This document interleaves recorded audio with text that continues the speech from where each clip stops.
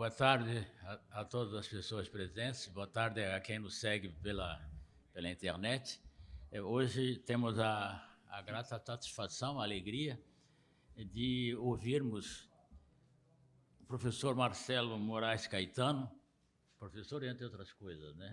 Pianista, enfim, é um puro brilho, como se diz na universidade, que vai, vou ler, porque também é de praxe, o seu currículo. A conferência se intitula Língua Portuguesa do Brasil, passado e presente a explicar a nossa multicultura. Marcelo Moraes Caetano é doutor em Estudo da Linguagem pela UERJ, onde é professor associado de Língua Portuguesa e Filologia Românica e coordenador do Centro Filológico Clóvis Monteiro.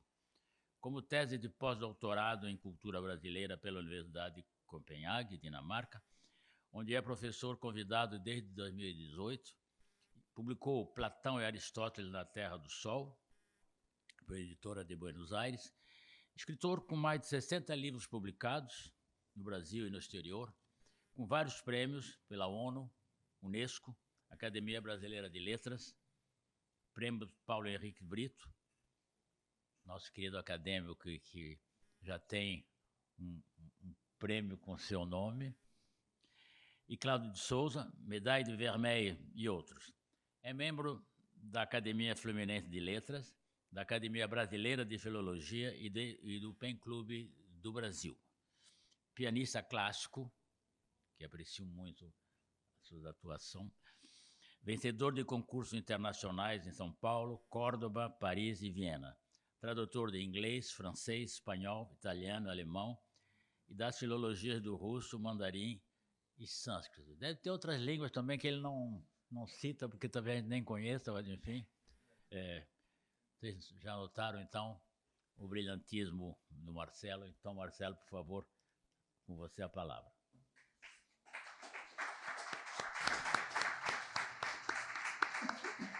Muito obrigado, Godofredo. Obrigado a todos os presentes. São tantas excelências que eu não posso citar nomes. Agradeço de coração a todos, inclusive, não apenas excelências, como amigos. Então, junta-se o útil ao agradável aqui. Bom, eu vou falar sobre o meu livro, né, mas destacando alguns pontos que eu considero muito importantes justamente na proposta que eu fiz da palestra, que é explicar, de certa trazer pontos, né, da língua portuguesa do Brasil, passado e presente, a explicar a nossa multicultura. Há um livro por trás disso, que foi recentemente lançado por mim pela EduERJ, que estará ali com sessão de autógrafos após a nossa palestra, nossa conversa, prefiro chamar assim, que se chama Língua Portuguesa, Língua Portuguesa Geohistória Filológica do Latim ao Presente, lançado pela EduERJ, com um prefácio do Evanildo Bechara, que eu não poderia ter melhor leitor, e um segundo melhor leitor junto a ele, que está aqui presente, a quem eu agradeço muitíssimo, que é o Ricardo Cavalieri, por ter tido a generosidade imensa de olhar com apreciação, com cuidado, o meu livro, a minha obra, que foi escrita, foi extraída com muita fórceps, de muita leitura para se transformar num manual que o Ricardo até disse, não se trata de um manual. Eu tinha escrito na minha introdução, é um manual, o Ricardo botou na orelha. Não é um manual, então vou seguir o meu mestre, Ricardo. Não é um manual, é um livro. Te agradeço muito, Ricardo, por sua generosidade de sempre, por ter se prestado a me endossar de uma certa forma. É um endosso muito superior aos meus méritos. Bom, eu vou mesclar aqui, como eu falei, alguns pontos, né, do que eu pretendo fazer, inclusive algo que o Ricardo destaca, assim como o Bechara, que o meu ponto de vista é pancrônico, isso é, eu elegi tanto a sincronia, qual seja o estudo do tempo no momento em que algo se dá, no momento presente, ou a sincronia do ano 1572, quando foi, por exemplo, publicado Os Lusíadas de Luís de Camões. E a diacronia, que é o estudo através do tempo. Então, eu abraço o método chamado pancrônico. Portanto, vocês vão observar nessa palestra, nessa conversa, que eu também adoto aqui a postura pancrônica, ou seja, o que eu quero dizer, em um momento eu vou estar lá em 218 a.C., e no momento seguinte eu estarei no dia de hoje falando algo que, como Flamengo, algum tipo de de metaplágio que ocorre no português contemporâneo, que tem explicação, sim, lá em 218 a.C. Então, não se assustem com esse transcurso meu muito natural, muito fluido, muito desinibido, muito desabusado entre presente, passado e futuro dentro da língua. Porque isso explica, eu sempre digo que, eu sempre faço uma brincadeira, se a palestra tiver que acabar agora, eu já fiz uma parte importante. Isso é o que vai explicar exatamente o traço multicultural, sincrético da língua portuguesa, da cultura portuguesa, sobretudo na do Brasil. Eu escolhi o tema língua portuguesa do Brasil, porque eu quis trazer todo o arcabouço no meu livro da língua portuguesa em sua construção, que obviamente começou na Península Ibérica, que obviamente transcorreu durante séculos em território europeu, mas como ela se construiu, como ela se consolidou no Brasil. Bom, então, em primeiro lugar, eu quero dizer o seguinte, primeiro uma introdução, antes de entrar no livro propriamente dito.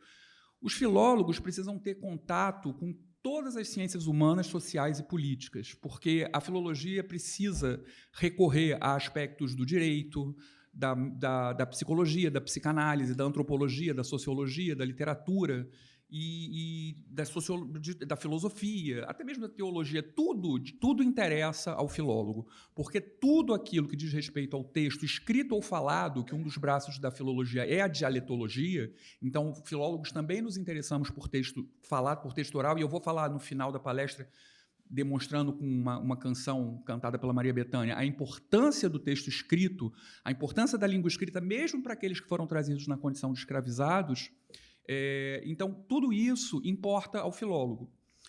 Então, por exemplo, Antoine Meillet, que é um autor que eu prezo muito, vou publicar, não posso dizer ainda por onde, etc., um livro muito extenso sobre gramaticalização, cujo autor do tema, do título, foi Antoine Meillet. Antoine Meillet é um precursor, ele é anterior ao Ferdinand de Saussure.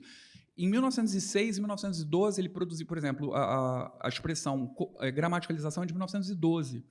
O curso de Linguística Geral de Ferdinand de Saussure, que foi compilado por seus alunos, Albert Sechet, Albert Riedlinger, que as pessoas esquecem do coitado do Riedlinger, e Charles Bailly, que fundaram a Escola de Genebra, tão importante quanto a Escola de Praga e a Escola de Copenhague naquela época, e havia também a Escola de Paris.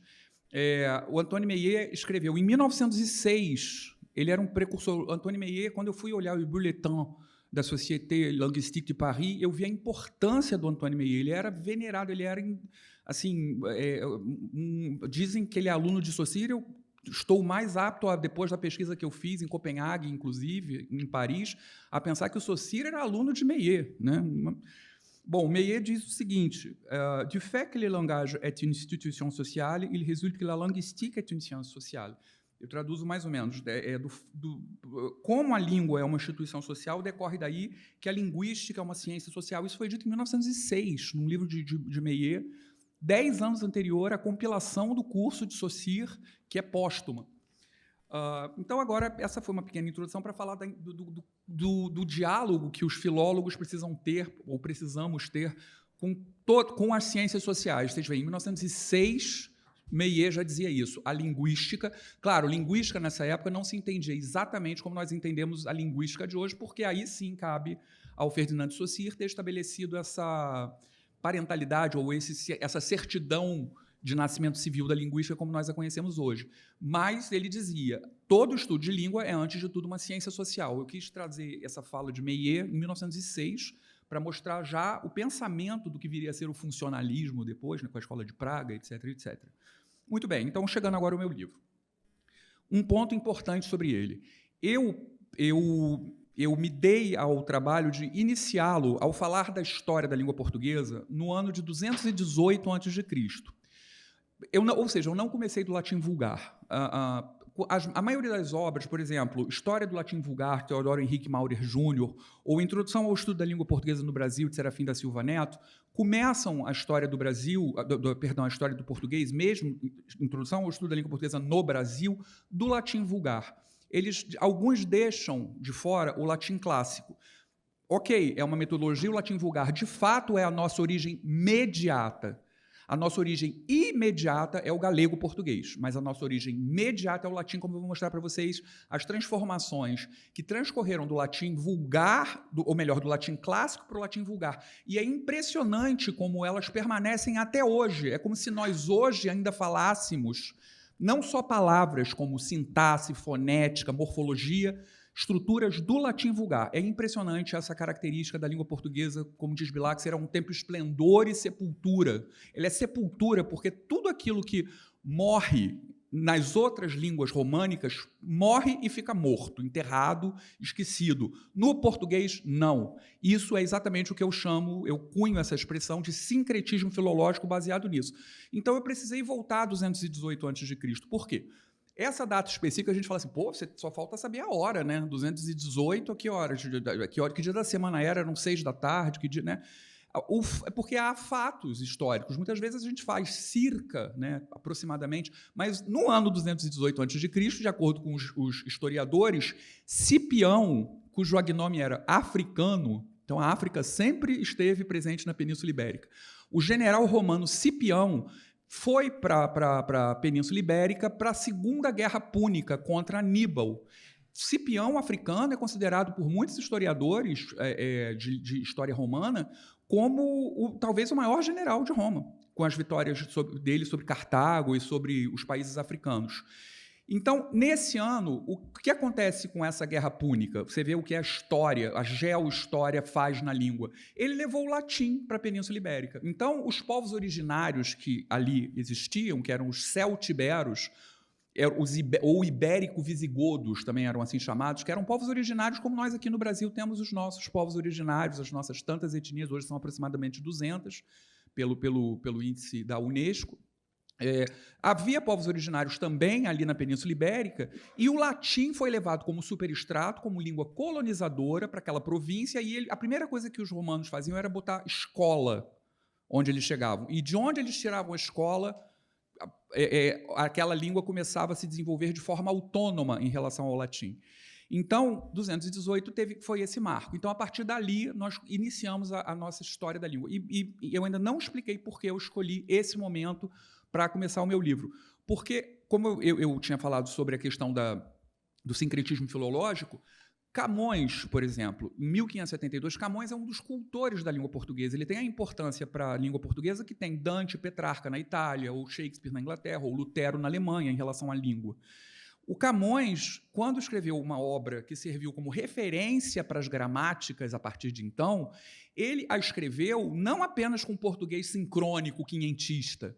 Ele retomou o que a gente chama de eruditismo, ou de neoclassicismo, ou renascença linguística. Ele retomou termos do latim clássico, que nós usamos até hoje. Vários termos. Só que não foram apenas... Eu acho que essa é a importância minha como filólogo e gramático. Eu digo que eu só sou gramático porque eu sou filólogo. Não porque eu publiquei 4 gramáticas. Isso não me faz gramático. O que me faz gramático é eu ser filólogo, que é o interesse pela língua escrita e pela língua falada, em equipolência. Então, quando Camões escreveu os Lusíadas, ele não apenas pegou o léxico, mas ele pegou a sintaxe do latim clássico. Ele pegou a morfologia do latim clássico. Ele pegou até mesmo a fonética do latim clássico. E muitas palavras de Camões são foneticamente para que haja rima. A gente percebe por isso. Para que haja métrica, são do latim clássico. E essa língua foi a língua que sai de ali, por exemplo, chama de português moderno, a partir de Camões. E depois ele chama de português odierno, o português mais contemporâneo a ele. Então, é a língua... Quando um sai de ali diz que é o português moderno, ele quer dizer é a língua que nós falamos até hoje. Portanto, nós falamos hoje latim clássico, dentro da nossa estrutura. É isso que faz o que eu chamo de sincretismo filológico, é o fato de que a nossa língua possui como característica intrínseca que não ocorre com as outras línguas, nem românicas, nem neorromânicas, de que eu tenho algum conhecimento, como o Godofredo leu aqui na minha biografia. As outras línguas não têm essa característica. Então, essa é a razão pela qual eu voltei a 218 a.C. E aí, agora eu pulo para Lélia Gonzalez. É assim que eu falei que eu vou fazer. Vim lá de 218 a.C., agora eu vou trazer Lélia Gonzalez, a nossa maravilhosa Lélia Gonzalez, que era psicanalista, como eu também sou psicanalista. Tem 3 livros sobre psicanálise publicados. Lélia Gonzalez, quando cunhou os conceitos de pretuguês ou amefricanidade, né? Ora, veja-se que é um trocadilho não muito difícil de ser percebido de preto, né? Porque os africanos com português, ficou o pretuguês. E a amefricanidade, América africana, né? Quer dizer, são trocadilhos, são palavras valise, na verdade, né? São portmanteau, essas palavras que ela criou, esse tipo de neologismo tem esse nome. E o pretuguês, a Lélia Gonzalez dizia algo, eu vou escolher um ponto, e aí eu vou dizer uma crítica a uma característica do pretuguês, feita não por mim, mas feita por aí afora, e a minha defesa de Lélia Gonzalez. Por quê? O pretuguês, uma das características do pretuguês, eu precisaria de uma palestra inteira para falar do que é o pretuguês, isso está no meu próximo livro, cujo spoiler aqui eu já dei. Uma das características era o rotacismo na língua falada. O que é o rotacismo? É a substituição de fonemas, geralmente fonema L. O rotacismo clássico substitui-se o fonema L. Eu não vou falar L, porque...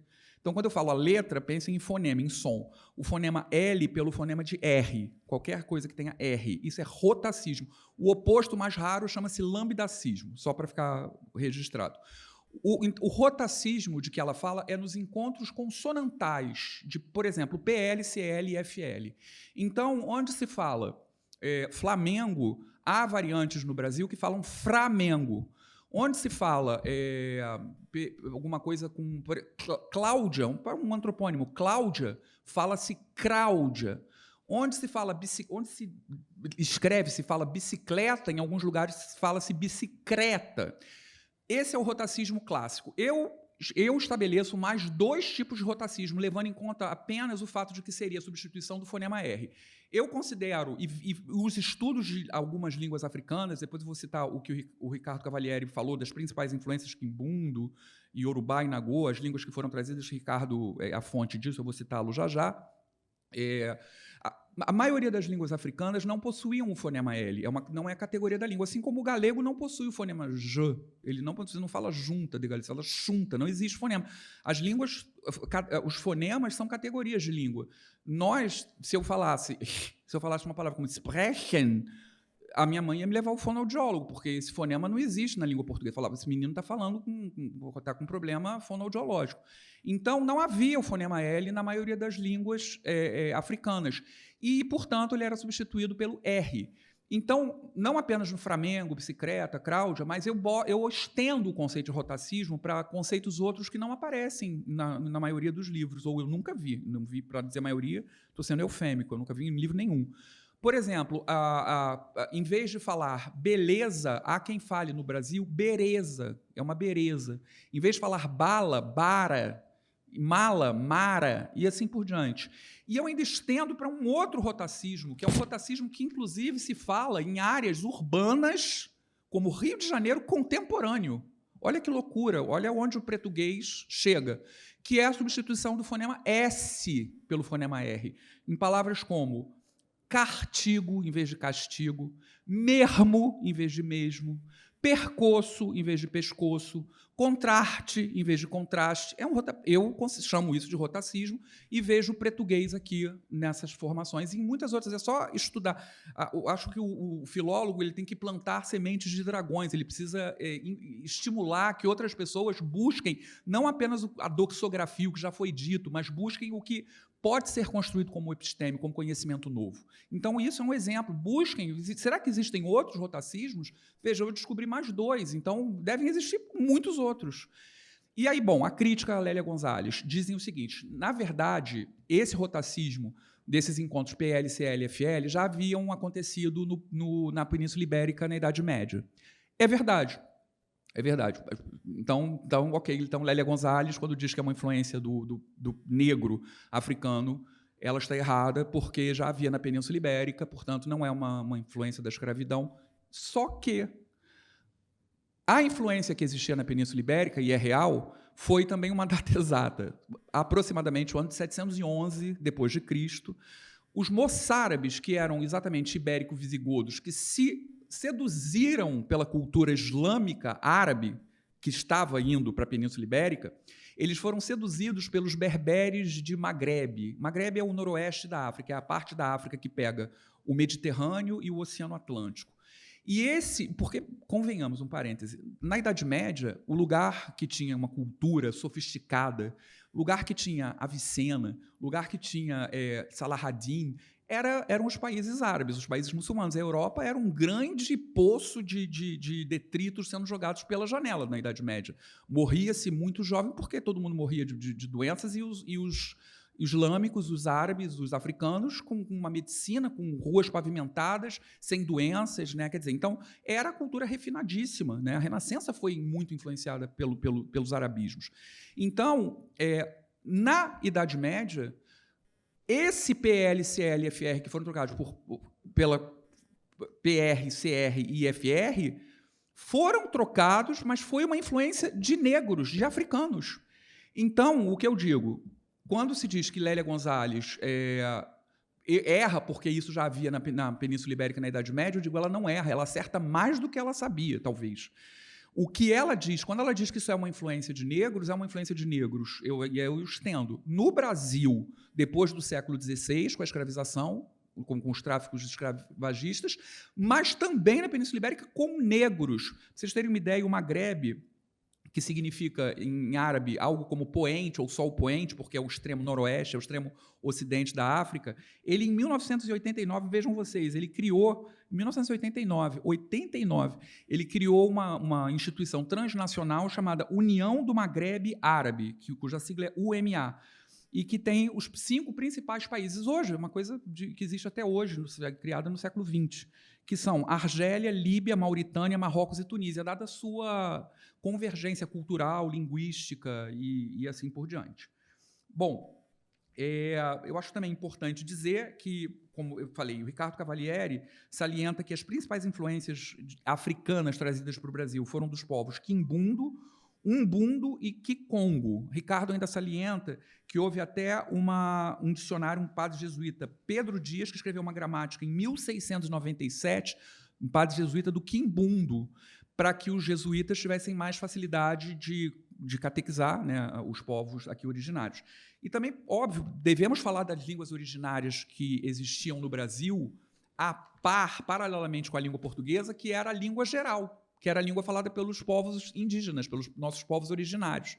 Essa língua geral, por exemplo, a primeira gramática escrita no território brasileiro, que foi escrita pelo José de Anchieta, um espanhol jesuíta, foi a primeira gramática escrita em solo brasileiro. Não foi por um brasileiro, mas foi escrita uma gramática da língua geral. Ele escolheu o tupi antigo, controversamente, às vezes, chamado de tupinambá. Prefiro chamar de tupi antigo. Mas havia outros tipos de língua faladas no Brasil, que eram, por exemplo, o tupi, ou a língua geral do Amazonas e a língua geral de São Paulo. Nhangatu, Abanhenga, essas línguas também. Somente e tudo isso está no meu livro, somente em 1759, a língua portuguesa tornou-se a língua oficial do Brasil. Eu fiz as contas aqui. Nós temos 267 anos falando língua portuguesa como língua oficial do Brasil. E foram 259 anos falando língua geral como língua oficial do Brasil. A língua do Brasil poderia ter sido a língua geral. Nós poderíamos ter tupi or not tupi. Nós poderíamos estar falando tupi.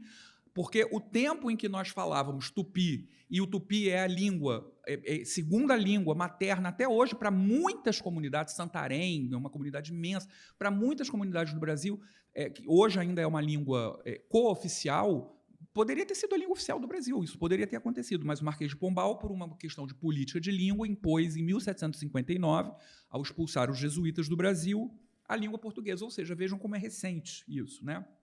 Bom, e aí eu queria falar um pouco mais sobre o sincretismo filológico. Como eu já falei, o que é o sincretismo filológico? Eu vou lembrar aquele primeiro quarteto do Língua Portuguesa de Olavo Bilac, se minha memória permitir. Última flor do laço, inculta e bela. Inculta porque ela veio do latim vulgar, que não era o latim culto. Última flor do laço, ela não é a última flor do laço, mas isso a gente deixa como licença poética. Última flor do laço provavelmente foi o italiano, que foi o lugar de onde a última escola latina foi tirada, que foi Roma. E a primeira flor do laço a gente considera como consenso, não como verdade filológica. A língua francesa, que foi a língua que no século IX, o juramento de Estrasburgo já é um texto que se considera a língua francesa, não mais língua neolatina. E o português está nesse meio do caminho. O português, em 1214, especificamente, foi considerado língua portuguesa. Por que 1214, da data, a que horas foi isso? Porque em 1214, o então rei Dom Afonso II escreveu um testamento. E esse testamento ele escreveu em 2 línguas, uma galego e uma português. Uma está na Torre da Galiza, outra está na Torre do Tombo. E, com isso, o que ele acabou fazendo, sem querer, deixando o documento escrito? Que a língua portuguesa já não era mais a língua galego-portuguesa. Ele precisou escrever um documento em galego e precisou escrever um documento em português. Então, ali é o atestado de nascimento. Há pouco tempo atrás, nós comemoramos aí 800 anos de língua portuguesa em função dessa data. É em função desses acontecimentos, lógico, que nós estabelecemos balizas, né, como nós chamamos, periodizações e balizas dentro da língua portuguesa. Bem, o sincretismo filológico, então, é essa questão de você ter, ao mesmo tempo, não recitei o Bilac, última flor do laço inculta e bela, és a um tempo esplendor e sepultura, novidade e aquilo que já é arcaico. Ouro nativo que na gangue impura, bruta mina entre os cascalhos vela. Eu acho que esse primeiro quarteto já é suficiente para falar do que é o sincretismo filológico, que é essa característica que nós temos de falarmos uma língua que é, ao mesmo tempo, esplendor, criação, novidade e sepultura. O arcaísmo e a vernaculidade permeiam a língua portuguesa de uma forma absolutamente única entre as línguas românicas e vou além, entre as línguas, inclusive, nem indo-europeias. Eu conheço um pouco de finlandês, que sequer é reconhecido como uma língua indo-europeia. Ele não é nem indo-europeu, assim como o basco é uma língua misteriosa que não é nem indo-europeia, ou seja, ela não é românica, ela sequer é considerada uma língua de origem da Europa, porque as línguas celtas são europeias, são originárias, aborígenes, autóctones da Europa, mas há línguas que não são. E mesmo nessas, por exemplo, o finlandês possui mais de, 10 declinações, 11, 12, dependendo da forma como você falar, e sequer é uma língua europeia, com muito menos românica. E todas as línguas, o que eu quero falar, frisar, nenhuma delas possui essa característica de manter no dia 28 de maio de 2026, aqui onde estamos, falando o que eu estou falando, aqui no meu discurso existe arcaísmo e existe novidade. Essa é uma característica da língua portuguesa. E é a isso que eu chamo de sincretismo filológico, e acredito que demonstrei isso quando eu mostro, por exemplo, que o Flamengo da Lélia Gonzalez está em 711 depois de Cristo, na Península Ibérica. Flamengo, algo que, então, qual é uma das conclusões primeiras a que meu livro chega? Qualquer preconceito linguístico é desconhecimento da geohistória da língua portuguesa. Porque se você conhecer, você não vai ter, não tem. O filólogo sério, atilado, compromissado com o seu labor, prova como uma matemática, como um silogismo, que a língua portuguesa sempre teve esses desvios, a ponto de nós considerarmos, de fato, que a nossa origem imediata, como eu falei, isso eu reconheci, apesar de eu ter ido ao latim clássico, mas a nossa origem imediata é o latim vulgar, o latim errado. Muitas palavras que estão, por exemplo, no Appendix Probi, que é uma das fontes de latim vulgar, são as palavras que ele considerava erradas. Por exemplo, casa, ele falava, não use casa, use domus. Não use cabalo, use ecos. E o que nós usamos? Reparem, as duas. Esse é o sincretismo. Nós temos casa e temos domínio. Nós temos cavalo e temos égua, equino. Ou seja, o que morreu, não morreu. A língua portuguesa tem essa característica. Eu cito aqui, por exemplo, é o que ocorre com mão. Aliás, antes eu vou falar de uma questão mais genérica antes de ler esse trecho. Houve, da passagem do latim clássico para o latim vulgar, entre muitas coisas, vou citar também a gramática das 4 línguas românicas do Godofredo, um trecho, eu vou salientar aqui 2 características. Uma é do ponto de vista lexical, outra do ponto de vista sintático, que é a passagem do sintetismo para o analitismo. Do ponto de vista lexical, nós tivemos a perda do G, N, L e D, entre outros, mas essas são as mais importantes, as que geraram maior acervo lexical na língua portuguesa. Então, por exemplo, uma palavra como magister, na língua latina clássica, Ao perder o G, ficou maister, e isso deu mestre. Mas nós temos magistério, magistrado, magistral, magnífico, tudo isso é do latim. Entendem o que eu digo? Está aí, esplendor e sepultura. O N, nós tínhamos no latim clássico, luna. Caiu o N e ficou para nós, lua. Mas nós temos lunático, nós temos alunissar. O L, nós tínhamos diabolo, que era o contrário de símbolo. É uma palavra que tem origem grega. É aquele que separa e aquele que une. Diabolo é aquilo que separa. É o dia de diacronia. E o símbolo é o sim de sincronia. Símbolo é o oposto de diabolo, pelo latim. Viu? Também, até a teologia nós precisamos recorrer. E diabolo, ao perder o L, ficou diabo. Mas nós temos diabólico. Olha o L voltando. A gente não perde, é uma língua acumuladora. D, por exemplo, a palavra pé-de. Perdeu o D, ficou pé. Essa crase virou o pé, é o pé. Mas nós temos pedal, nós temos pedestre. Quando eu falo pedestre, alguém vai falar, meu Deus, você está falando latim vulgar, você está falando latim clássico? Não, eu estou falando português que qualquer pessoa conhece.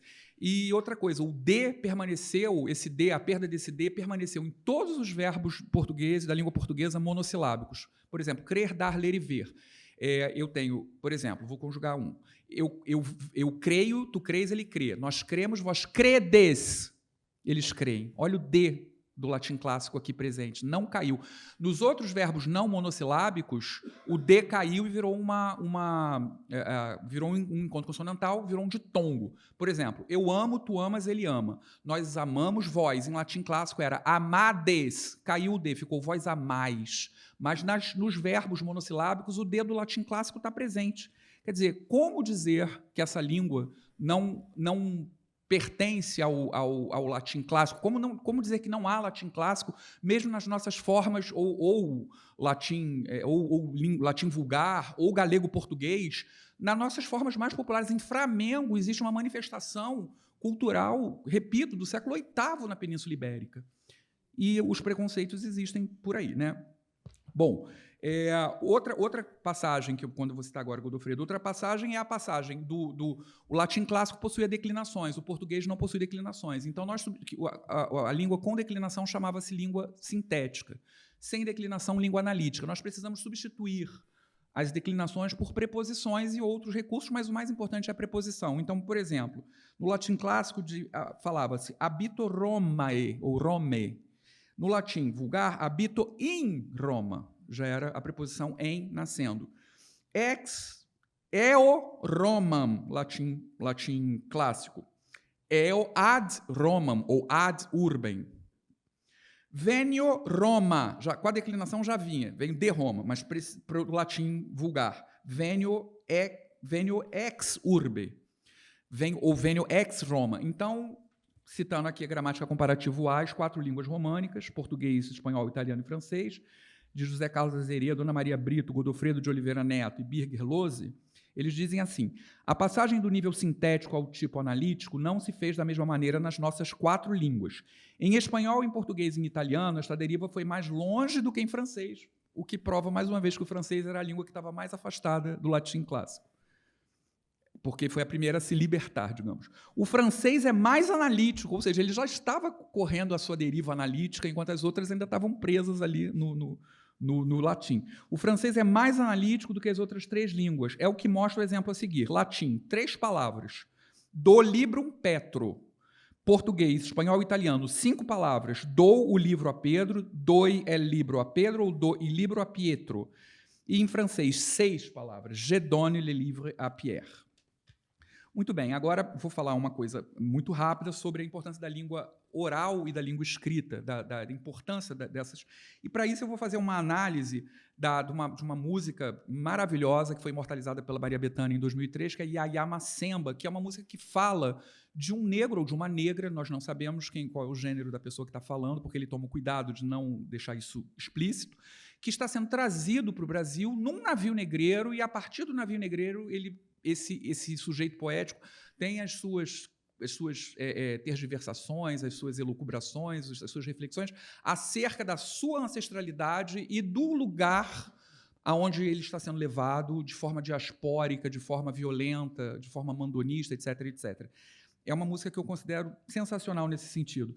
A música é de João Roberto Caribé Mendes e José Carlos Capinã, tornada ícone na voz de Maria Bethânia em 2003, com sua obra musical Brasileirinho. Eu só quero salientar, eu vou pedir para que se coloque a música já fica aí esperto. Eu só quero salientar que eu fiz uma análise dessa música, está no meu próximo livro, eu estou já vendendo o próximo livro, vocês estão observando isso, né? Que eu sou praticamente um mascate de livros. Já estou falando do meu próximo livro, isso estará no próximo livro. Tá? Aí sabe disso. E eu trato dessa música, eu faço essa análise que está aqui, foi retirada do livro. Eu trato que, na letra de Yaya Macemba, há dois saberes que estão sendo contrastados por esse sujeito poético trazido para o Brasil numa condição excruciante de escravizado. Desterrado, né? Completamente desumanizado. O saber ancestral, eu chamei assim, a culpa é minha, e o saber civil, eu chamo de saber civil, porque a civilização... Uma vez Ailton Krenak falou num festival Ler, aquele festival de língua portuguesa em que eu também estava, Marina Colaçante, ele falou, muitas vezes a civilidade é aquilo que destrói, né, a gente, o que é o conceito de civil, civilizado? Muitas vezes é aquilo que destrói povos e destrói etnias. Né, Então, o saber ancestral desse sujeito poético que vem no navio negreiro e o saber civil. O saber ancestral, aí vocês vão ouvir a música e prestar atenção depois dessa minha tentativa de elucidação da música. O saber ancestral, o sujeito poético mostra que ele foi ensinado. Primeiro ele diz que me ensinou a cantar. As ondas, o movimento das ondas, ensinaram que ele cantasse. E depois o Quearô ensinou que ele batesse o tambor. Então, o saber ancestral, alguém ensina. No momento em que ele fala do saber civil, é uma estrofe que é inteira, apenas com 2 versos que se repetem várias vezes, que é: vou aprender a ler para ensinar meus camaradas. O saber civil, ninguém ensina, ele aprende. E quem ensina é ele. Ninguém vai ensinar.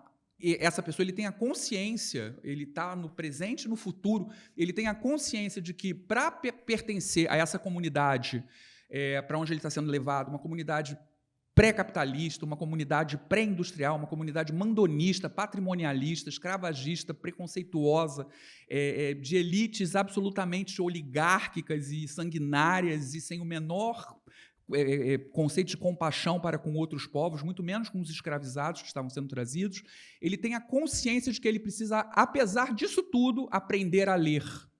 Porque, se ele não aprender a ler, ele vai ser ainda mais alijado dessa cultura. Então, eu acho essa música uma obra-prima, porque ela tira uma certa queda de braço que, às vezes, ocorre de dizer também, assim como o preconceito com o Flamengo é um preconceito de quem não conhece já a história da língua, também o preconceito contra a língua escrita ou a gramática normativa também é um preconceito de quem não conhece já a história da língua.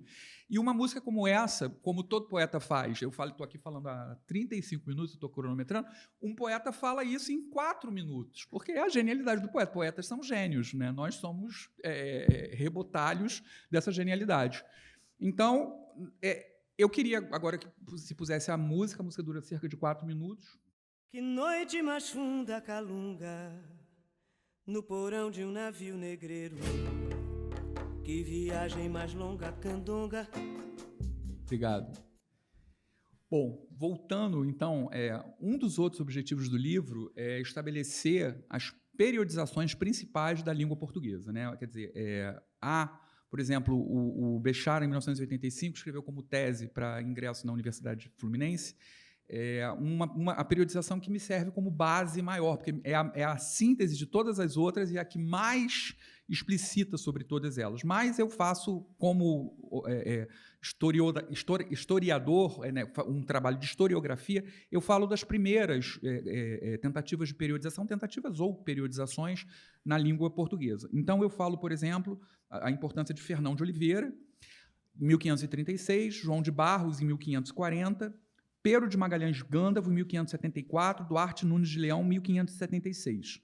E até, certamente, outros que ficaram enterrados pela poeira do tempo, né, não foram consagrados pela pátina da eternidade, que já faziam isso durante a Renascença. Quando Sylvain Auroux, por exemplo, fala da revolução tecnológica, da gramatização, ele fala justamente da Renascença e datas posteriores em que dicionários e gramáticas né, levados pela prensa de Gutenberg, começaram a graçar nos territórios do continente europeu.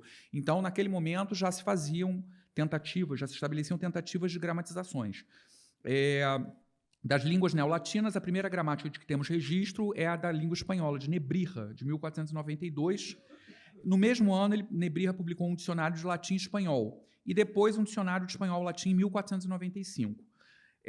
O primeiro dicionário de língua portuguesa veio muito tardiamente, publicado entre 1712 e 1728, o Vocabulário Português e Latino, do padre Rafael Bluteau, que era de origem britânica, francesa e portuguesa.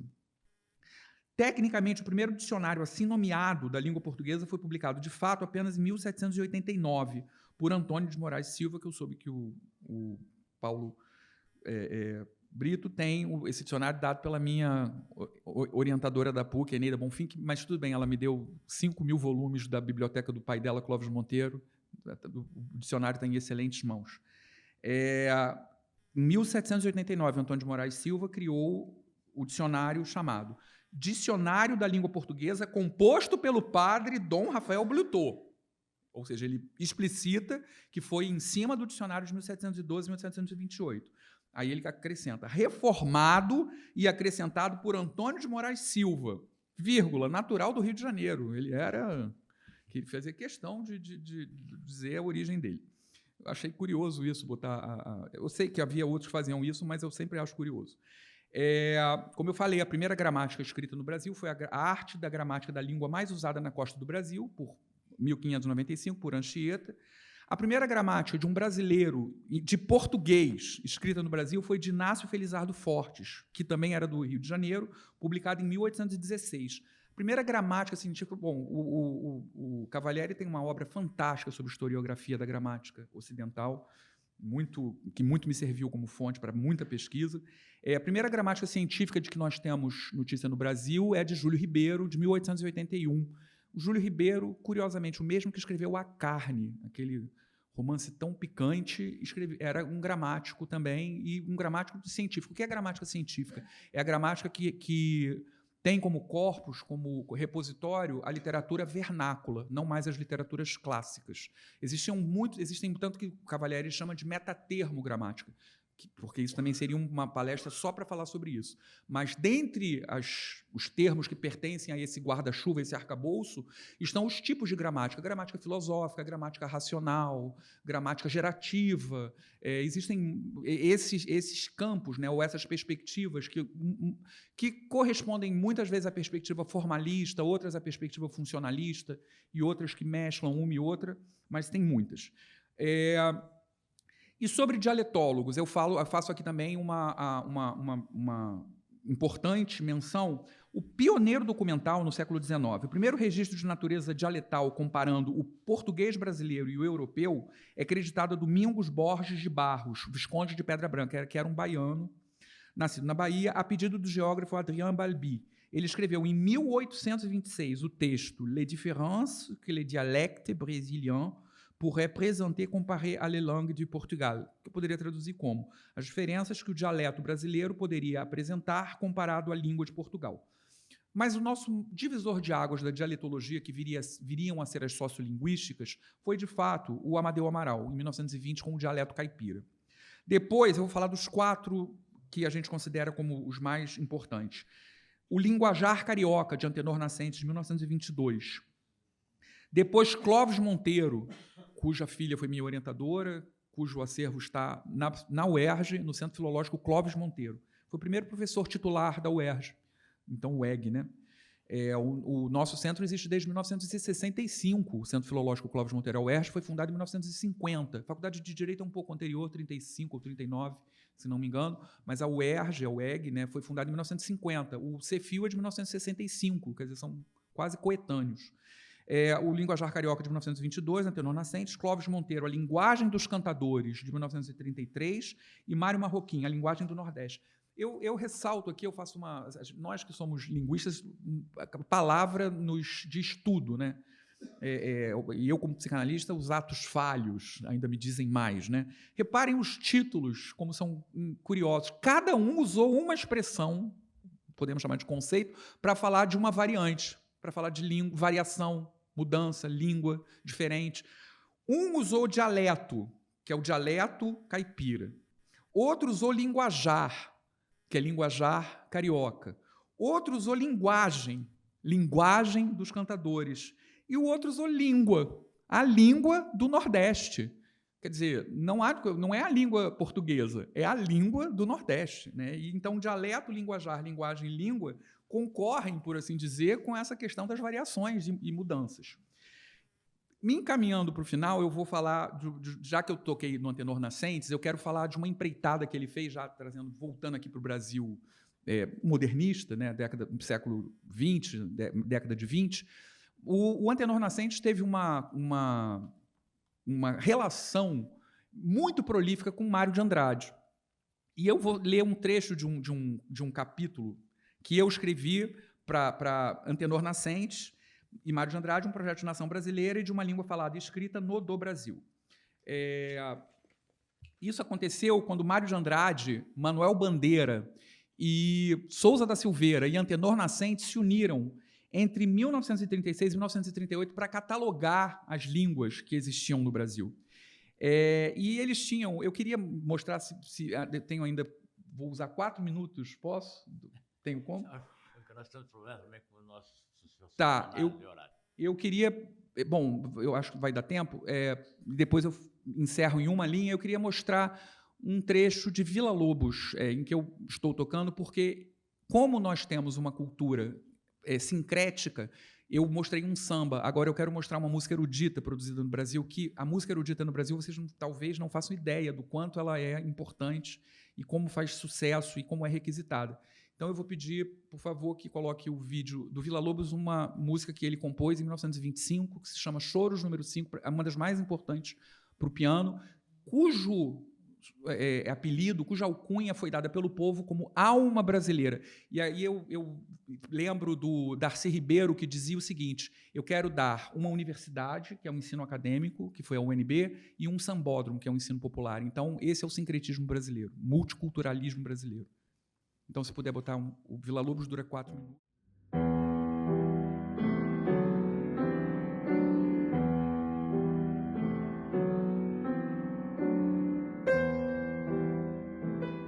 Bom, eu espero ter falado de alguns pontos, obviamente muito esparsos, mas que condizem à integralidade, de certa forma, do que o meu livro pretende dizer e está aberto aos estudiosos, às críticas e a obras maiores. Muito obrigado. Obrigado.